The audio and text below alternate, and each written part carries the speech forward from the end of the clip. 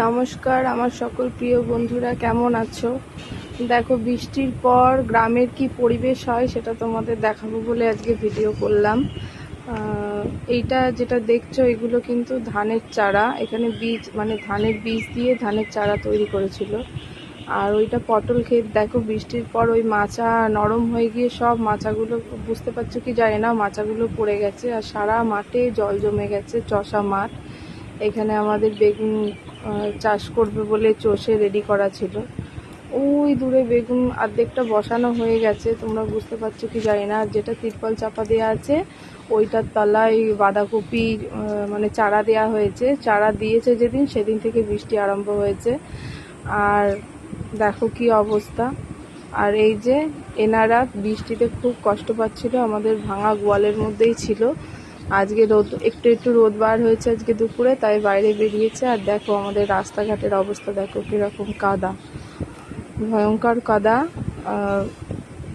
চারিদিকটা দেখো কীরকম প্যাচ প্যাচে হয়ে গেছে। কটা বেগুনের চারা রয়ে গেছে, সেটা বসাবে কিন্তু আর বসানো হয়নি। আর একটা জিনিস তোমাদের দেখাবো, চলো নিয়ে যাব, যার জন্য ভিডিও করা, যে কি অবস্থা হয় গ্রামে। আর বাড়ির অবস্থা দেখো, আজকে 3 দিন ধরে জামা কাপড় সব ঘরের মধ্যে ছিল, সেই জামা কাপড়গুলো আজকে বাইরে বের করা হয়েছে। বাড়িতেও কিরম কাদা, যেটুকুনি মানে মাটি রয়েছে সব কাদা আর ভীষণ পেছল। আর এই কুমড়ো গাছের মধ্যে বন হয়ে গেছে। এটা আমাদের কাকিমাদের কুমড়ো গাছ বসানো আছে এখানে। এটা কাকিমাদেরই গোলা ধানের, এই ধানের গোলায় ধানও আছে। রাস্তায় দেখো, এটা কিন্তু ঢালাই রাস্তা, তারপরেও কিরম জল জমে রয়েছে, কাদা। আর এই যে এই বাড়িটা, এটা আমাদেরই বাড়ি, এটা নতুন করা হয়েছে। এটা এখনো কমপ্লিট হয়ে গেছে সব, শুধু রংটা আর কাচের যে দরজা জানলায় যে কাজ বসানো হয় সেটা বাকি আছে। দেখো, বৃষ্টির চোটে পাটকাঠির গাদা সব ভিজে গেছে, আর কিরকম কাদা। আর যেটা দেখাচ্ছি ওই যে দূরে দূরে যে ডোবাটা দেখতে পাচ্ছ, রাস্তাটা আগে দেখো, রাস্তায় কিরকম স্লিপ হয়েছে শুধু দেখো। আমি খুব সাবধানে হেঁটে যাচ্ছি তোমাদেরকে ভিডিও করে দেখাবার জন্য।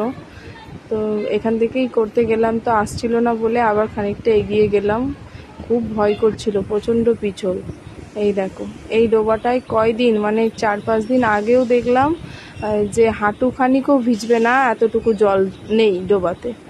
আর আজকে দেখো, আর 2 দিন বৃষ্টি হলে রাস্তায় উঠে যেত। তো যাই হোক, ওই পাশে যাদের মানে পাট ক্ষেত, যাদের বলতে কাকাদেরই রয়েছে, তাদের সব পাট ক্ষেতের মধ্যে জল চলে গেছে ডুবা ছাপিয়ে। আর ওই পাট ক্ষেতের পাড়েই আছে গঙ্গা, গঙ্গার জলও মিশে যাবে যদি জোয়ার মানে অমাবস্যা পূর্ণিমায় জল ওঠে।